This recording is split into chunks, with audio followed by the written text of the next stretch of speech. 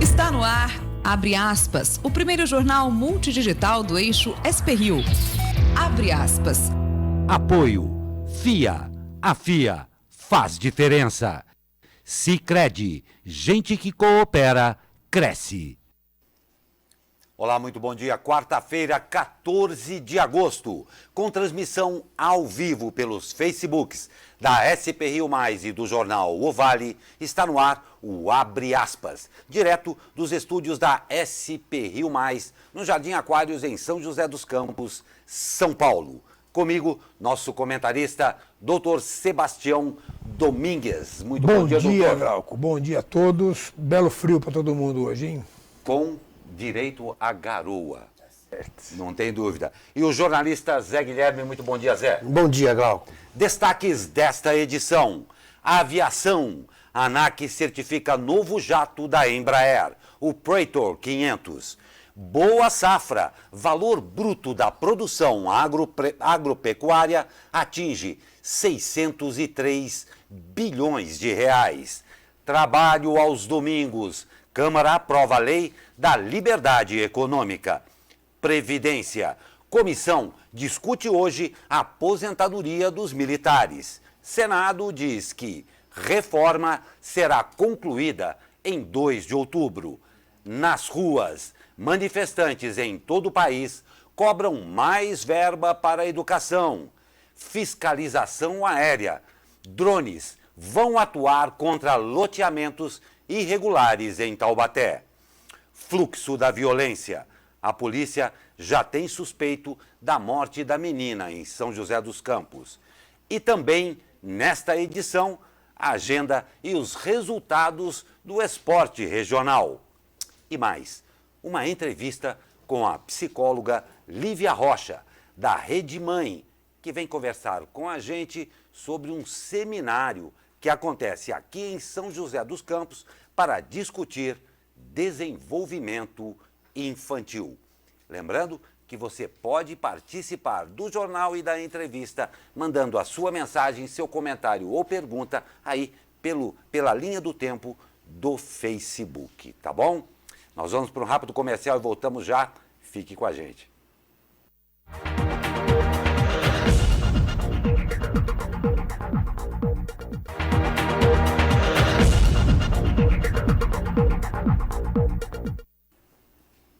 E a Câmara aprova texto base da liberdade econômica. O plenário da Câmara aprovou, na noite de ontem, o texto base da medida provisória da liberdade econômica. Uma emenda apresentada pelo relator da matéria, deputado Jerônimo Georgen, do PP. O texto base foi aprovado por 345 votos a favor, 76 contras e uma abstenção. Após a aprovação, o presidente da Câmara dos Deputados, Rodrigo Maia, encerrou a sessão e convocou os deputados para a votação dos destaques na tarde de hoje. A versão aprovada libera pessoas físicas e empresas para desenvolver negócios considerados de baixo risco, que poderão contar com dispensa total de atos como licenças, autorizações, inscrições, registros ou alvarás. O relator também inseriu na proposta temas como a instituição da carteira de trabalho digital, recursos para que se tenha mais agilidade na abertura e fechamento de empresas e a substituição do sistema e-social. Por outro lado, o texto final do relator retirou diversos temas que não faziam parte na MP original, como taxas de conselhos de farmácia e isenção de multas por descumprimento da tabela de frete rodoviário. Georgen, entretanto, manteve na MP o fim das restrições de trabalho aos domingos e feriados, dispensando o pagamento em dobro do tempo trabalhado nesses dias, se a folga for determinada para outro dia da semana. Pelo texto, o trabalhador poderá trabalhar até 4 domingos seguidos quando lhe será garantida uma folga neste dia. Originalmente, a proposta era de até 7 semanas antes do trabalhador ter uma folga dominical.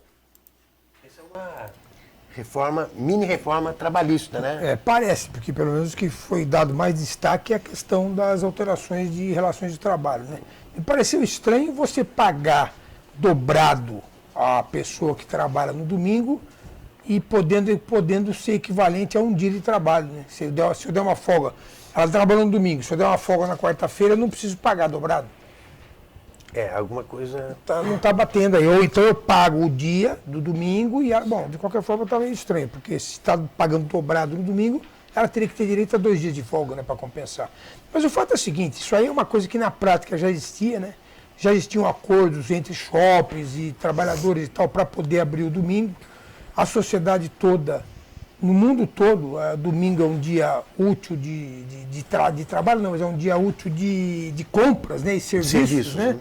E as pessoas que trabalham têm aí as suas dificuldades, né? É uma forma de você aumentar as vendas e facilitar a vida do cidadão trabalhador, né? Essa questão da carteira de trabalho eletrônica também é uma coisa positiva, né? Agora, eu só espero que não seja mais uma burocracia eletrônica, né? Porque vão se criando novos números, novas carteiras, novos documentos novas senhas, novos logins, e acaba virando um cipoal, né? Vamos ver se qualquer hora dessa vem realmente o documento único para acabar com isso. Outra coisa positiva também, que também não sei se vai ter eficácia ou não, é a questão de dos bancos poderem abrir aos sábados, né? Porque hoje se vai muito pouco ao banco. As lotéricas substituem os bancos também, em grande parte das atividades. De qualquer forma, livre comércio, quer dizer, quem achar que deve abrir aos sábados vai procurar uma parcela do mercado para atender, né? Agora, o que é mais importante nessa história toda não é nada disso, não. O mais importante é que, efetivamente, o governo Bolsonaro está mostrando que está conseguindo aprovar o que ele acha importante na área econômica. Isso não acontece porque ele tem uma base consolidada, né? A base dele não é consolidada, a base dele é bem volátil, na verdade, né? Mas significa que o Congresso está afinado com a cartilha liberal do governo. Quer dizer, o Congresso acha que realmente precisa se fazer alguma coisa na área econômica para desinchar o governo e dar mais liberdade à iniciativa privada. Então, o fato positivo é esse, quer dizer, foram 400 e tantos deputados presentes e teve uma ampla maioria para poder aprovar, né? Independente das besteiras que o presidente anda falando. Eu já comentei isso aqui, eu acho que o Bolsonaro fica falando tanta bobagem que eu acho que a opinião pública está começando a não considerar muito o que ele fala, porque se você considerar tudo o que ele fala, e na verdade o governo dele está indo muito melhor do que ele, né, na performance pessoal, né? Então vamos aguardar. Vamos aguardar. Eu ia falar, o senhor fez minhas as suas palavras, Perfeito. faço minhas as suas palavras, vamos aguardar. E a Câmara instala hoje a comissão para analisar a aposentadoria dos militares. O presidente da Câmara dos Deputados, Rodrigo Maia, convocou para daqui a pouco, logo mais às 10 horas, a reunião para a instalação da comissão que vai debater a aposentadoria dos militares. Segundo o projeto de lei enviado pelo governo em março deste ano, haverá um aumento progressivo na alíquota de contribuição para a Previdência dos militares. Atualmente, essa alíquota está em 7,5%. A proposta é que a cada ano seja aplicado um aumento de 1 ponto percentual até 2022, quando essa alíquota deve chegar a 10,5%. Com o conjunto de medidas, o governo espera ter um impacto fiscal líquido de 10,45 bilhões de reais em 10 anos.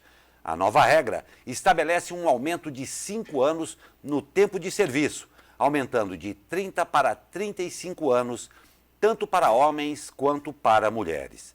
Já a idade mínima para a aposentadoria varia de acordo com a patente do militar.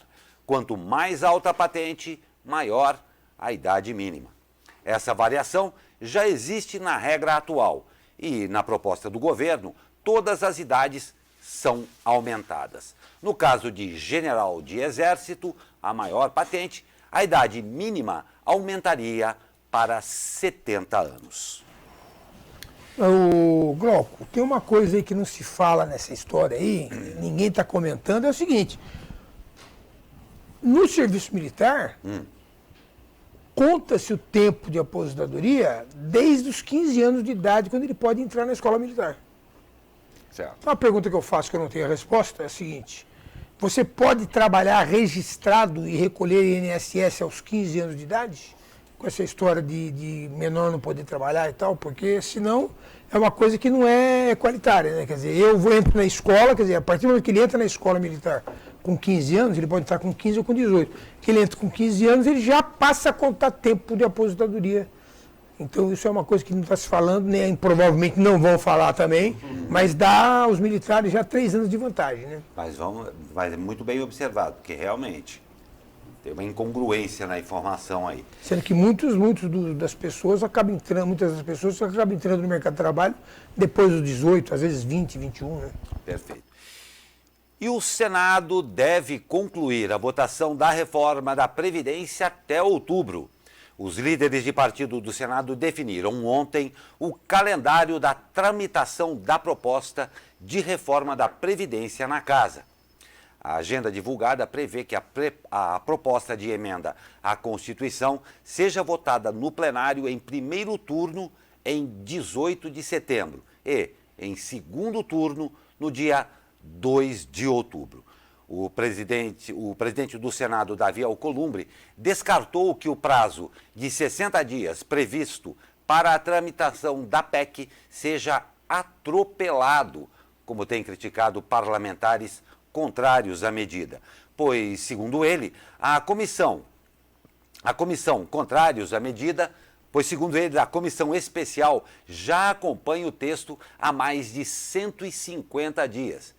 O relator da matéria, senador Tasso Gereissati, do PSDB, tem defendido que os colegas confirmem o texto aprovado pelos deputados sem nenhuma alteração, para que a PEC não precise voltar à Câmara. Gereissati apoia que novas regras, como a previdência de estados e municípios, estejam em uma PEC paralela, que tem o apoio do presidente da Casa, Davi Alcolumbre. E a equipe econômica estuda uma blindagem à Receita Federal. O ministro da Economia está planejando transformar a Receita Federal em uma agência independente nos moldes das agências reguladoras, como a Anatel ou a ANEEL. O jornal Estado de São Paulo revelou o estudo do Ministério da Economia na edição de ontem. Uma ideia inicial é aproveitar modelos de outros países, como Espanha e Estados Unidos. Os estudos serão apresentados ao ministro Paulo Guedes. A motivação é para que a estrutura da Receita Federal seja blindada, livre de interferências políticas. Uma das ideias é levar o CARF, o Conselho Administrativo de Recursos Fiscais, para dentro da estrutura da Receita. Assim, a Receita Federal ficaria encarregada da fiscalização, arrecadação e aduana, e o Ministério da Economia com a política tributária. No início de agosto, o ministro Alexandre de Moraes, do Supremo Tribunal Federal, suspendeu as investigações da Receita Federal sobre 133 contribuintes, entre os quais o ministro Gilmar Mendes e outras autoridades. Ele também determinou o afastamento de 2 servidores da Receita. E dias antes, o presidente do Supremo, Dias Toffoli, suspendeu investigações da Receita Federal, do COAF e do Banco Central que envolvessem compartilhamento detalhado de informações sem autorização judicial.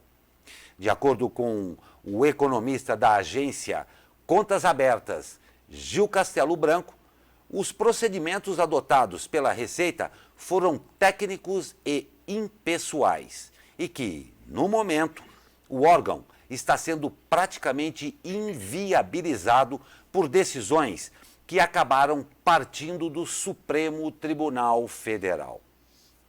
Abre aspas.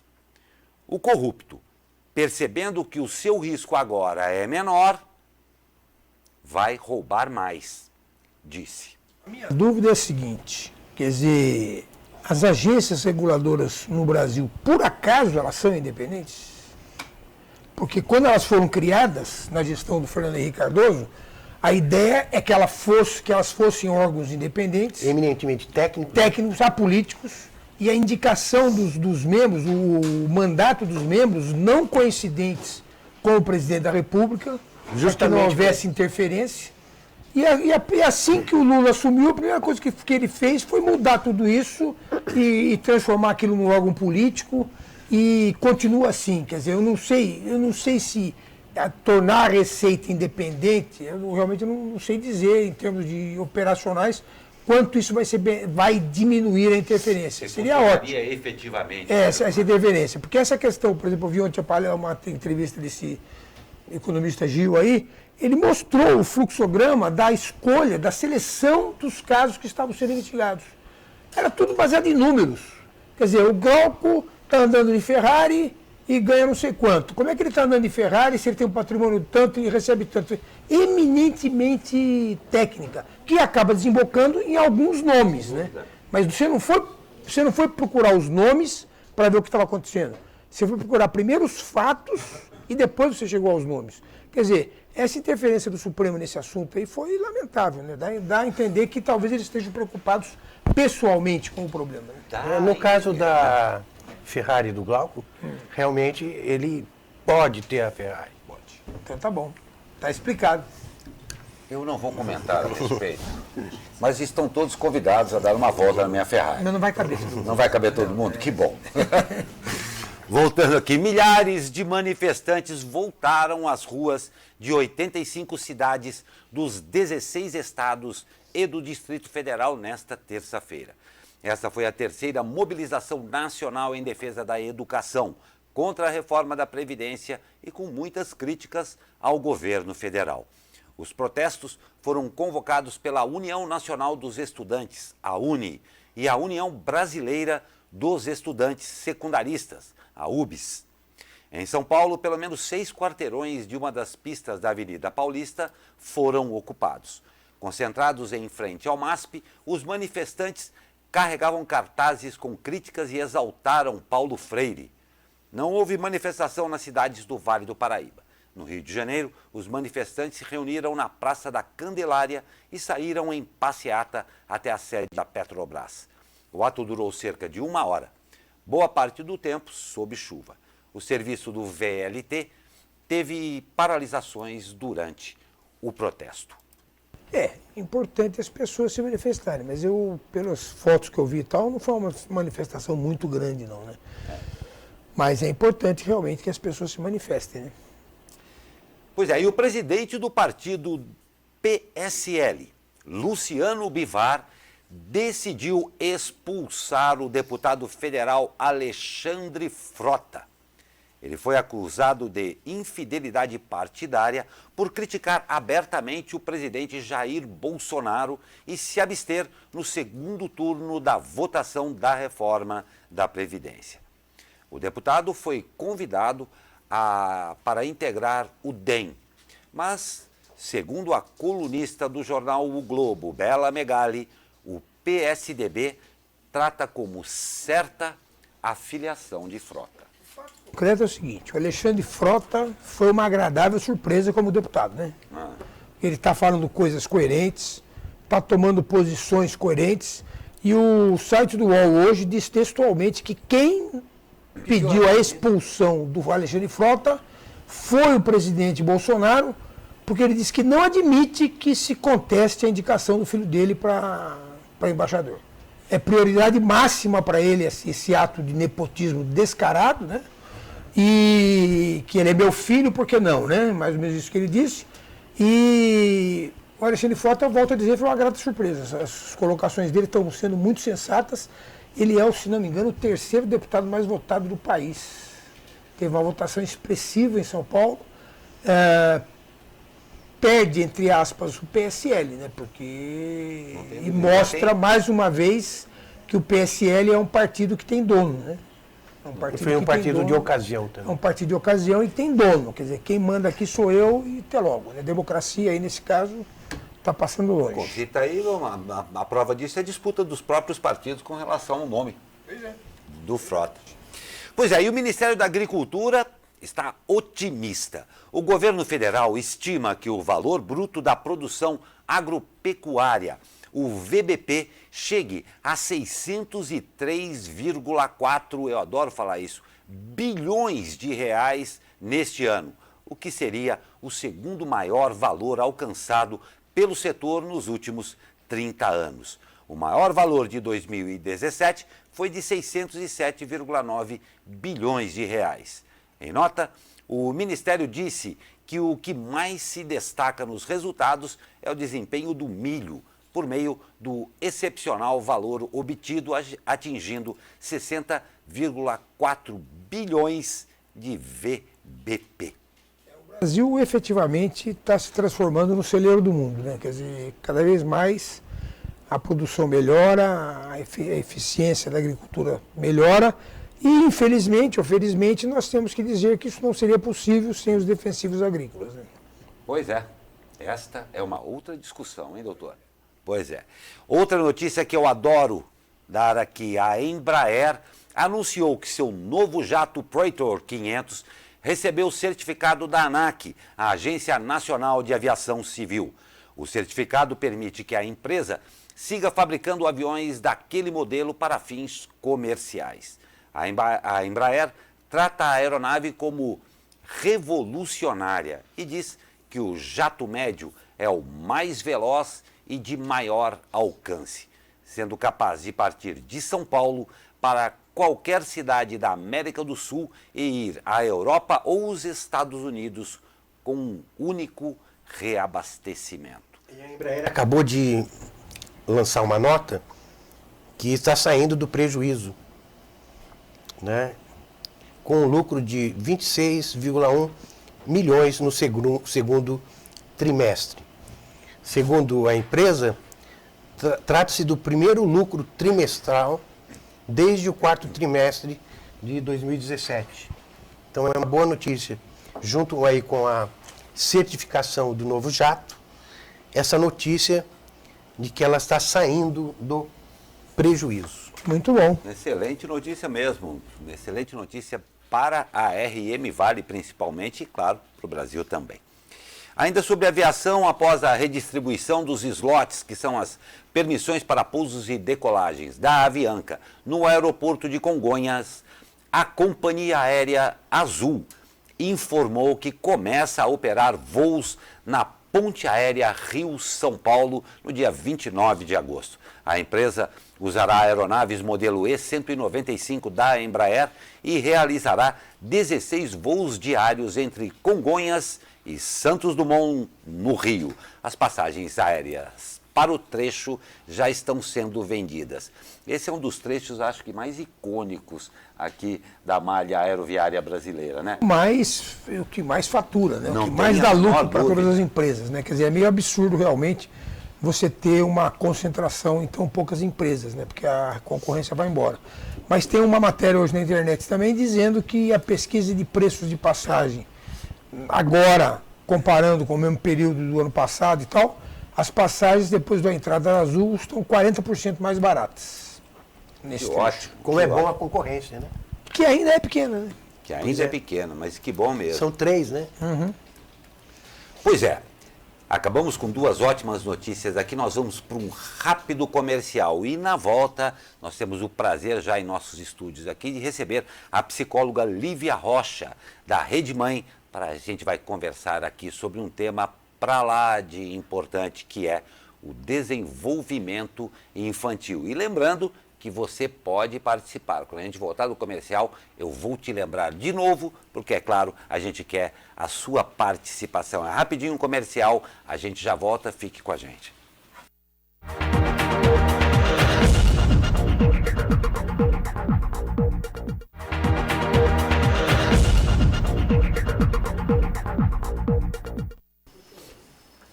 O estado de São Paulo soma mais de 1.319 casos confirmados de sarampo, segundo o novo boletim divulgado ontem pela Secretaria de Saúde.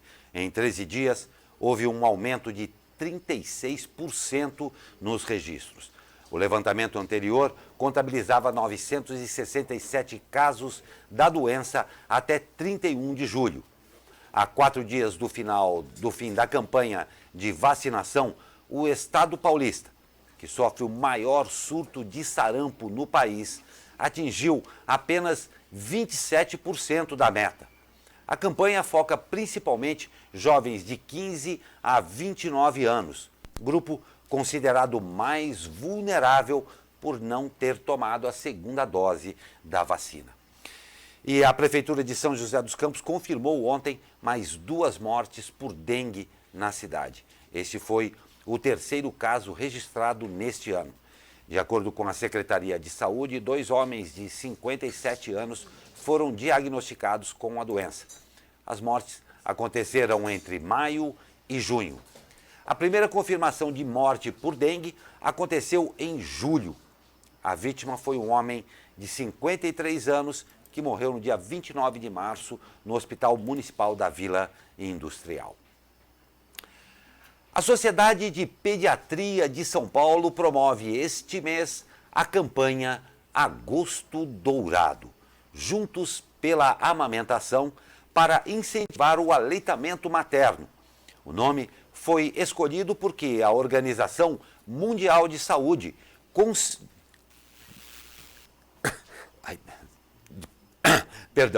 considera o leite materno como o alimento de ouro para a saúde dos bebês. Para a mulher, também há benefícios como a redução das chances de câncer de mama e ovário, prevenção de anemia, aumento da segurança acerca da maternidade e o favorecimento do emagrecimento. O coordenador de campanhas da entidade, Cláudio Barçante, destaca que, embora exista a possibilidade de uma alimentação que não seja o leite materno, esta escolha deve ser sempre exceção. A regra é a amamentação que, entre outras vantagens, cria um elo de amor entre a mãe e o bebê. A OMS recomenda que os bebês sejam alimentados exclusivamente com leite materno até os 6 meses. O que vai pegar nessa campanha aí é que amamentar favorece o emagrecimento da mãe, né? Puxa vida. Isso aí pode servir um grande Também. estímulo para as mães, porque na verdade muitas se preocupam com o ganho de peso na gravidez, né? Mas o fato concreto é que leite de vaca é muito bom para bezerro. Para bezerro. Para bezerro, exatamente. Perdão. Como eu falei aqui na chamada do comercial, está conosco hoje, temos um grande prazer de receber a psicóloga Lívia Rocha, da Rede Mãe, que veio aqui conversar com a gente sobre um seminário que acontece aqui em São José dos Campos para discutir desenvolvimento infantil e vínculo parental.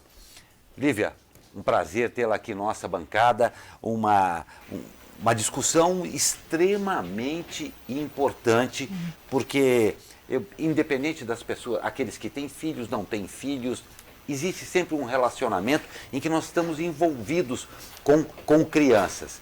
E acredito que todos nós, independente de pais ou mães, somos um pouco responsáveis por tudo que diz respeito a esse desenvolvimento. E o vínculo parental, é claro, importantíssimo também. Muito obrigado pela sua presença. Como é que vai ser esse seminário aí? Primeiro, eu que agradeço.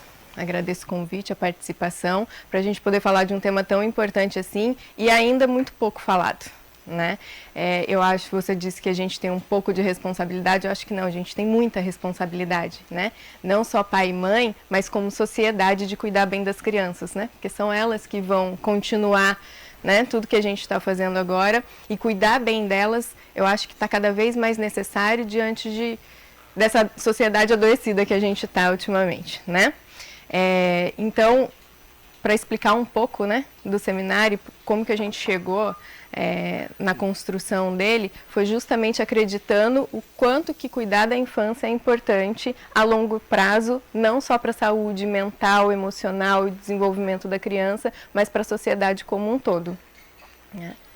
E aí a gente vai nesse seminário trabalhar, são vários palestrantes que vão estar com a gente da área da educação, da saúde, do desenvolvimento, para falar com pais e mães sobre desenvolvimento infantil, como ter ferramentas para lidar com os comportamentos, com cada fase de desenvolvimento das crianças, como se tornar um pai e uma mãe mais consciente do que está fazendo, para a gente sair do automático e começar a refletir melhor sobre esse grande projeto que é ter filho. Lívia, só uma perguntinha, o que é a Rede Mãe?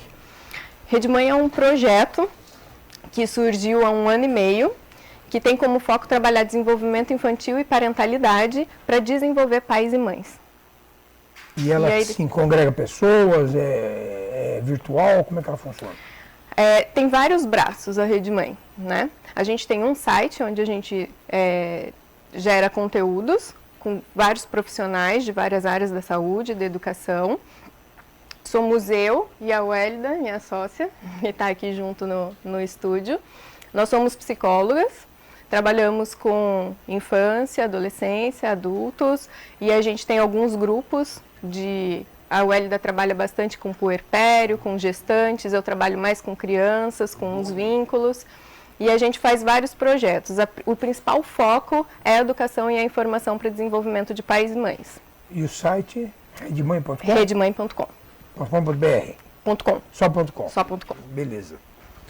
A gente tem visto aí problemas sérios na questão da desconexão familiar, né? Sim. O seminário vai discutir esse problema, mesmo diante desses problemas atuais, por exemplo, do uso da informática, que separa um pouco pais e filhos? Sim. O tema central desse ano de seminário, a gente está na nossa 2ª edição. O tema central desse ano é a família e a construção do ser. A gente vai, em todas as palestras e durante todo o evento, falar principalmente das relações familiares e da importância dessa conexão e dos vínculos familiares para se desenvolver um ser humano. Então, tudo que envolve essas relações, essas conexões e desconexões, é o que vai ser falado e trabalhado nesse evento. Como a gente melhorar o diálogo com os filhos, como criar vínculos mais saudáveis, né? Como conseguir comunicar ao filho aquilo que a gente está precisando, atualizar novas formas de educar, porque a nossa tendência é ir repetindo o que a gente foi recebendo, né? Mas nem sempre esse é o melhor caminho, né? Então, e as crianças de hoje também estão muito diferentes. E muitas vezes os pais se perdem, né? Aquilo que podia antes não cabe mais, as crianças não aceitam mais, mas também a gente não consegue achar um caminho de como exercer de uma forma firme, porém mais saudável do que a gente fazia antes, né? É a questão de que eu vejo, me parece, não sei como é que seria em outros países, mas me parece que no Brasil, talvez nas sociedades latinas, a criança acaba tendo um papel muito central na família, né? Quer dizer, então acaba que a criança muitas vezes acaba virando um dominador da família, né? Como é que a gente se porta numa situação dessa? Ou isso é um fato, é impressão minha, ou realmente está acontecendo isso? Eu acho que isso é uma das tendências, assim, hoje em dia. Uma das palestras, inclusive, vai falar bastante sobre isso, que quem vai fazer essa palestra é uma educadora parental, chamada Thaís Basile, e ela vai falar como educar entre o autoritarismo e a permissividade, como achar um caminho do meio. Eu acho que a sociedade moderna tem muito disso, né? A gente passou a trabalhar mais, ficar mais tempo longe dos filhos, e a nossa tendência é querer suprir os filhos de uma forma que não é a mais saudável, né?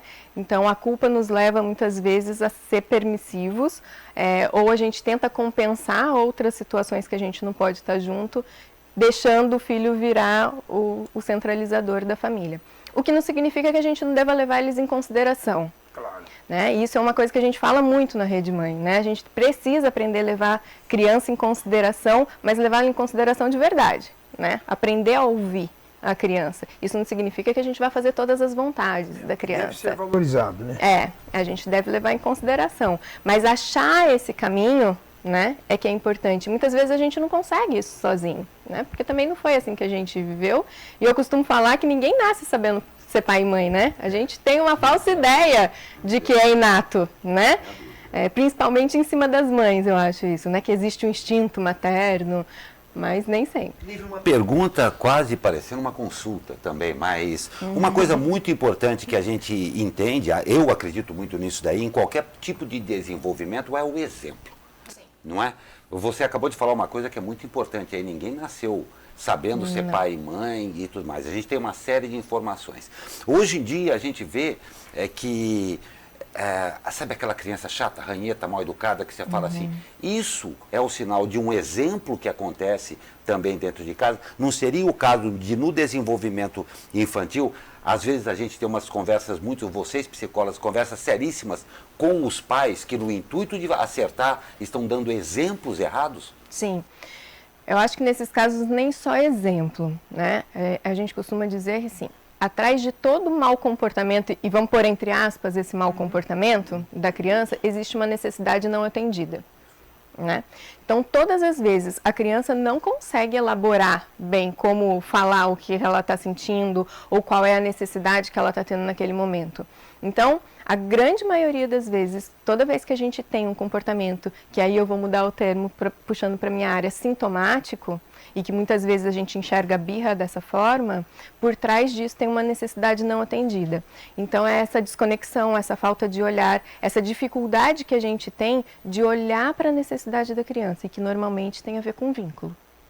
Ontem, especificamente, eu atendi uma paciente e ela me disse assim, ela estava grávida, ela disse assim, pois é, eu preciso levar o atestado porque eu estou tendo que faltar muito por causa da gravidez, mas na frase dela havia sim um sentimento de culpa ou de preocupação, porque pelo fato dela estar grávida, ela estava sendo, vamos dizer assim, entre aspas, marginalizada ou discriminada, né? Quer dizer, eu até disse para ela o seguinte, olha, você não se sinta culpada, porque o que você está fazendo, né, gerar uma criança com saúde e educá-la, é importante para a humanidade. Quer dizer, eu acho que as sociedades mais desenvolvidas, Suécia, Dinamarca e por aí vai, tem mais essa consciência da importância que você falou no começo, de você desenvolver um ser humano saudável, um ser humano integrado, que aquilo é importante em termos de humanidade, não só da sua família, da sua casa, mas em termos de realmente de humanidade.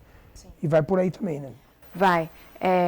Eu vou de trás para frente, né, no seu comentário. Os pais são a primeira amostra de humanidade que alguém tem na vida, né? A primeira amostra do que é um ser humano que alguém vai ter é o pai e a mãe. Eu acho isso de um profundo imenso, né? A importância que a gente tem para alguém. Então, uma criança vai aprender a ser um ser humano através da relação que ela estabelece com você, né? Então, se a gente quer uma sociedade melhor, né, menos corrupta ou menos violenta, a gente precisa entender que isso começa desde a gravidez, desde a gestação e principalmente nos primeiros anos de vida de uma criança, que é onde o cérebro dela tem maior atividade e onde vai aprender 90% das coisas que ela vai aprender na vida em termos de valores, consciência, enfim, né? Os 3 primeiros anos são fundamentais para a estrutura cerebral da criança. E hoje a gente já sabe, né, pela neurociências, enfim, que toda a estrutura cerebral de um ser humano é formado, 90%, né, 90% dela é formada até os 3 primeiros anos de vida, e o vínculo está intimamente ligado a isso. Quanto maior o vínculo e mais saudável o vínculo afetivo que essa criança tem com os cuidadores, né, dela, mais saudável é o cérebro de uma criança, com mais número de sinapses, mais bem desenvolvido, mais integrado, né? Então isso não é bobeira. E aqui no Brasil a gente ainda tem uma cultura de não valorizar muito esse período, né? A gente acha muito ainda que criança não entende, que criança não precisa, né? Que criança quase que precisa só de se alimentar e trocar fralda, né? Numa situação dessa, as gestantes e as mulheres ainda sofrem muito no mercado de trabalho no nosso país, muito mesmo, né? Voltar para o mercado de trabalho é uma coisa que a gente trabalha na Rede Mãe muitas vezes, né? É muito difícil voltar para o mercado de trabalho. Muitas mulheres perdem seus cargos, principalmente as com melhores cargos, né, nas empresas, não conseguem voltar porque mãe não vai estar integral, né, no trabalho, porque a gestante falta muito, porque tem a licença maternidade. Por outro lado, ela acaba se superando, né? Porque ela acaba virando uma funcionária melhor, né? Porque ela tenta compensar qualquer falta eu de sou tempo suspeita que ela tem. para dizer, né? Não sei se por ser mãe, por ser mulher, mas eu costumo dizer que depois que a gente tem filho, a gente fica muito mais produtivo, porque a gente aprende a se organizar e aproveitar mais, né? muito mais o tempo que a gente tem. Mas para o mercado de trabalho isso ainda é muito difícil. Como conscientizar, né, a sociedade de todos esses problemas, né? Com essas discussões, mas efetivamente, qual é o papel da sociedade civil para forçar o poder público a entender todas essas questões? Eu acho que é um processo. Eu acho que o seminário faz muito bem parte desse processo, que é informar. Eu acho que enquanto a gente não consegue compreender aonde vai o nível de a importância da parentalidade, do vínculo, o quanto que compreender o desenvolvimento infantil é importante, eu acho que a gente não começa a mudar as coisas, né? Você deu o exemplo da Suécia ou de outros países, né? Alguns países da Europa já estão muito mais à frente mesmo disso, porque compreenderam a importância da primeira infância. A hora que a gente começa a entender e compreender a importância da primeira infância, né? Eu acho que várias outras estruturas vão mudando depois, né? Então, eu acho que o primeiro passo é abrir, e por que é importante eventos como esse que a gente está fazendo? Para a população civil, né? Pais e mães começam por aí, né? E aí a gente vai espalhando, poder estar aqui hoje, né? Eu acho tão importante de poder falar sobre isso para as pessoas começarem a abrir e tomar consciência da importância disso. De que investir na primeira infância é investir no futuro de um país também. Não é nem só no futuro do seu filho, né? É no futuro de um país. A forma como eu vou criar e educar meu filho é a forma que ele vai se comportar no mundo depois. Se ele vai ser um político, se ele vai ser um médico, se ele vai ser um professor, se ele vai ser um gari, a forma como ele vai olhar para a humanidade, que ele vai se comportar na vida, como ele vai se comportar no mundo, né? Depende daquilo como eu vou fazer dentro da minha casa. E o seminário vai ser de quando a quando e aonde? O seminário vai ser aqui em São José dos Campos, no auditório Dom Bosco, que fica na rua Presidente Venceslau Braz, aqui no Jardim Esplanada, no dia 17 de agosto, das 8 da manhã às 4... Isso, no Instituto São José. Que horas e que horas? Das 8 da manhã às 4 da tarde. Que dia? Dia 17 de agosto, sábado agora. Isso, a gente precisa fazer inscrição? Precisa fazer inscrição. Através do site www.seminariodemãesdovale.com.br Seminariodemãesdovale.com.br. Perfeito. A gente vai ter 4 palestras e uma mesa redonda com mães de filhos atípicos, que também é outro assunto muito importante para a gente incluir dentro. E no site Rede Mãe tem um link para a inscrição? Tem o link para inscrição, tem a programação completa, tem informações sobre os palestrantes, tem tudo lá certinho, todas as informações.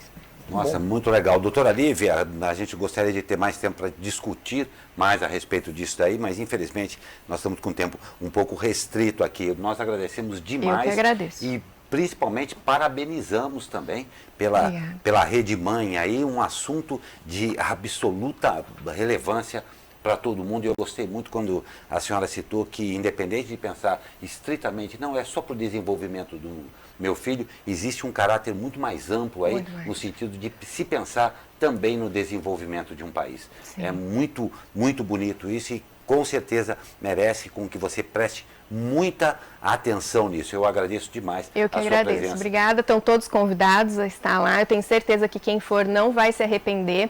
O seminário está sendo preparado com muito carinho. A gente pensou muito bem em cada palestrante que vai estar lá. São pessoas renomadas, conhecidas no país, que têm muito conhecimento para passar. Então, vale a pena Estão todos convidados a participar. Parabéns pela iniciativa. Eu agradeço. Não tem a menor dúvida, nós agradecemos demais. Nós temos a presença também da psicóloga, me perdoe se eu não sei se é essa a pronúncia, Wélida Viela. Não, Wélida Viana. Wélida Viela. Viana, me passaram errado aqui, então, Wélida Viana, a psicóloga também presente aqui, da assessora de imprensa Renata Vanzelli. Nós vamos para um rápido comercial e já voltamos. Fique com a gente.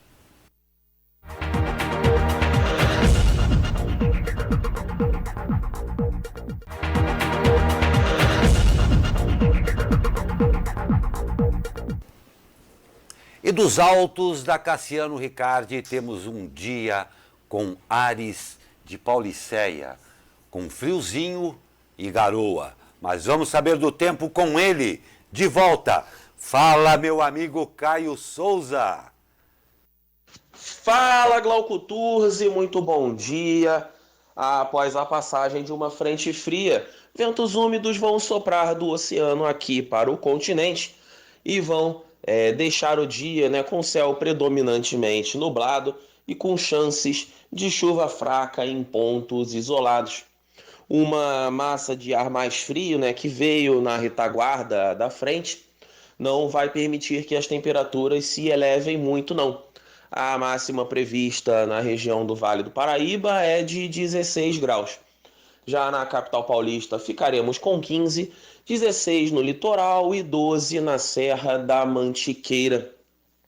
Mas já a partir de amanhã, as condições do tempo começaram a melhorar, né, gradativamente. O sol já vai aparecer com uma intensidade maior e já não temos previsão de chuva.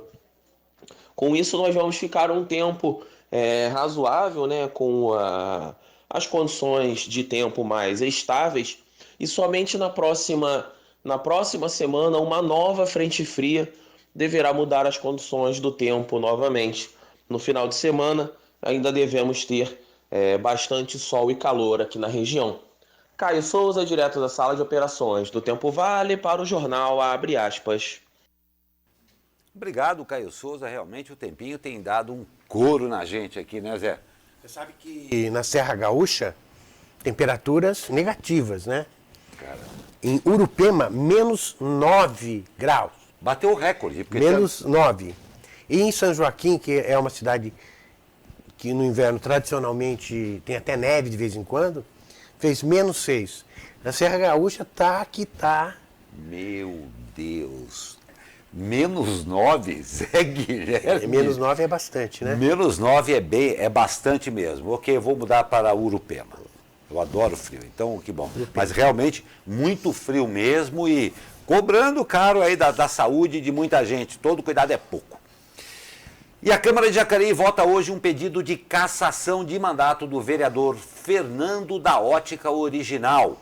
A solicitação foi feita pelo suplente a vereador Sebastião Carlos, companheiro de partido de Fernando. No pedido, Sebastião toma como base a denúncia feita pelo Ministério Público Federal, que aponta que o vereador teria utilizado em 2015 documentos falsos para obter um empréstimo consignado com condições mais favoráveis. Segundo o MPF, Fernando obteve, na época, um empréstimo de R$ 41 mil e outro de R$ 39 mil, utilizando um documento que o classificava como assistente legislativo com vencimentos na ordem de cerca de R$ 10 mil. Por outro lado, o vereador afirmou que o pedido de cassação é fruto de interesse da atual administração da cidade. Fernando ainda disse acreditar que seus companheiros do Legislativo devem se posicionar contra o pedido. Procurado, o prefeito Isaías Santana rebateu a acusação com ironia ao vereador. Abre aspas. Não assinei nem usei nenhum documento falso para contratar empréstimos com facilidade, afirmou o prefeito de Jacareí. Só lembrando que o vereador o Fernando da Ótica Original, o partido dele é PSC. A gente falou que foi o companheiro de partido de Fernando que Perfeito. entrou com o pedido. O partido é PSC. Perfeito.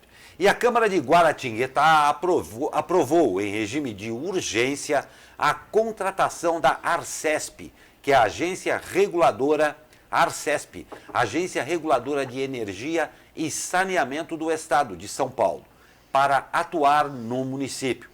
A solicitação foi feita pelo prefeito Marcos Soliva, que quer firmar convênio com o governo estadual para que o órgão seja responsável por fiscalização e regulação, inclusive tarifária, do sistema de abastecimento de água e esgoto do município, já que a atual responsável pelo serviço, a Arsaeg, será extinta. O caso gerou debate na cidade e fez com que o chefe do executivo fosse até a Câmara defender a proposta, explicando que é possível uma economia de até R$700 mil anuais com a terceirização do serviço. A proposta foi aprovada na Câmara com 6 votos favoráveis.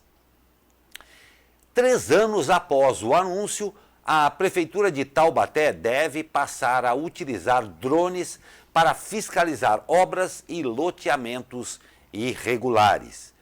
Editado pelo vice-prefeito Edson Oliveira, que é o prefeito em exercício, o decreto que regulamenta o uso do equipamento pela administração municipal foi publicado esse mês. O texto diz que os drones serão utilizados para ações fiscalizatórias em locais de difícil acesso, bem como identificar situações irregulares. O decreto estabelece ainda que os voos serão controlados por profissional credenciado e que a atividade irá observar a integridade física, a vida privada, a intimidade e o direito de imagem das pessoas. De acordo com o governo Ortiz Júnior, caso sejam observados resultados positivos nas fiscalizações de loteamentos irregulares, o serviço deve ser adotado também em ações da Guarda Civil Municipal e das Secretarias de Saúde, com identificação de criadouros de mosquitos transmissores de doenças e também meio ambiente. E a Polícia Civil identificou os suspeitos de envolvimento no assassinato da adolescente Jamile Fernandes da Silva, de 17 anos, que desapareceu após ir a um fluxo de funk na comunidade Santa Cruz, em São José dos Campos. Ontem, a polícia começou a coletar depoimentos de testemunhas que ajudaram na identificação dos suspeitos. De acordo com a DIG, a equipe está realizando uma varredura nas câmeras do Centro de Operações Integradas e de estabelecimentos locais para tentar esclarecer o crime.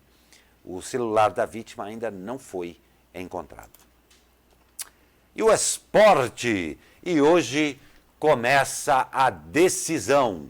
Em jogo válido pelas quartas de final do Campeonato Brasileiro, as meninas do São José recebem o Corinthians às 15 horas no estádio Martins Pereira, em São José dos Campos. A entrada para o jogo é 1 quilo de alimento não perecível que será destinado ao Fundo Social de Solidariedade de São José dos Campos. Boa sorte aí às nossas meninas.